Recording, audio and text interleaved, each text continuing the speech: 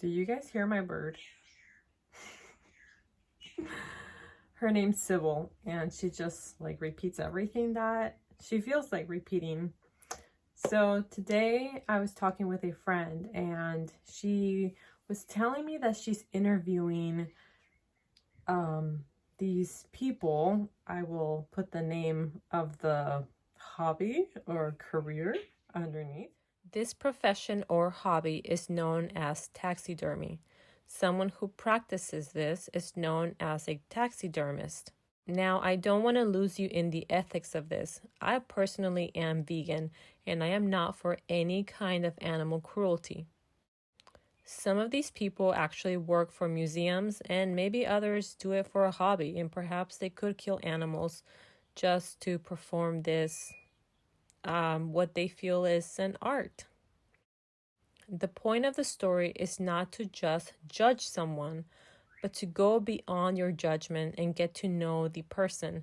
Sometimes it can get a little controversial within ourselves because it may go against our beliefs, but I think that in the end, it really helps us broaden our perspective about people and just life in general. But these people that basically, when you kill an animal, or hopefully he's already dead, you know, they get stuffed, and I don't know what that's called, but hopefully I can find the name for you again. So she was telling me that she's interviewing them. She's in the film industry in school, and by interviewing them, she has learned a lot, because at first she thought that it was kind of gross, and she, you know, didn't want, I mean, it's kind of it could seem kind of a creepy thing, but as she's starting to interview these individuals, she's learning that she actually, like, some of them love nature and they love animals, and perhaps maybe they want to preserve them. I didn't get the full extent, like, details of her interviews, and I don't know if she's gotten that far into some of them, but basically she said that it's taught her a lot about something that she had kind of a negative connotation towards, by asking questions and interviewing and, you know, kind of seeing from the eyes of the individual. I thought this was so cool. So I told her, like, kind of give her props, and I thought, I'm so glad, well, not thought, but I told her, I'm so glad that you're doing this, because we tend to get stuck in our own beliefs, and the world is so much larger than we think it is. How we grew up here and this seems normal to us could be very strange to somebody else somewhere else. I also share with her that the word weird, as you may have heard me speak of in other videos, I'm not sure, I never really liked that term. I personally got called weird when I was growing up, just because I didn't really like what all the other kids liked at my age. So it was just used negatively, and I learned very young that, I mean, yes, you can use that word, and I'm starting to get more comfortable with it, but nothing's really like weird in a negative way. It's just that we haven't been exposed to it yet. So I was kind of sharing that with her, because I was really proud that she took herself out of her comfort zone to learn about something, and now she doesn't see it as weird anymore.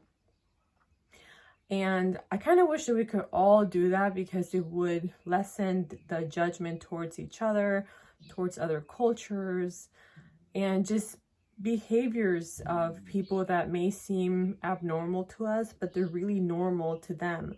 I was born, let's say, you know, in the US, but I could have been born in another country, and I could have been taught a religion that would perhaps may seem weird to someone in the US.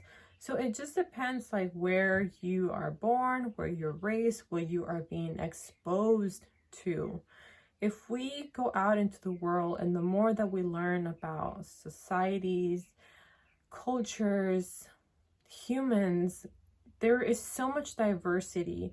I like to look at nature as an example. We don't just have like one type of rose, or, you know, grass even. There's so many types of everything out there.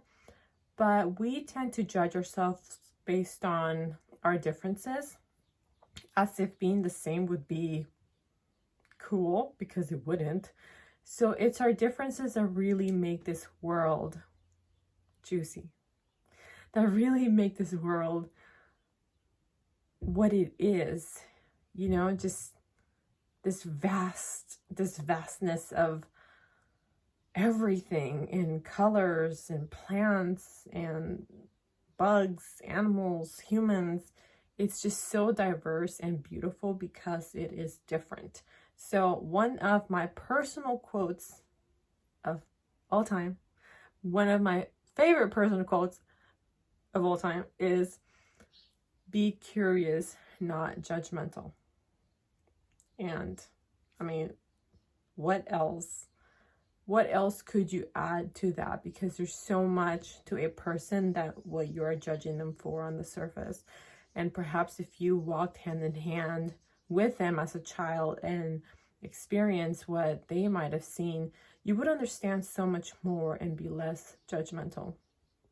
So I will leave you guys with that. I hope that inspires you to, if perhaps you have been judging other people or criticizing, that it kind of humbles you a bit and brings you back down to earth, that this life is beautiful because of our differences. I'll see you guys later. Bye.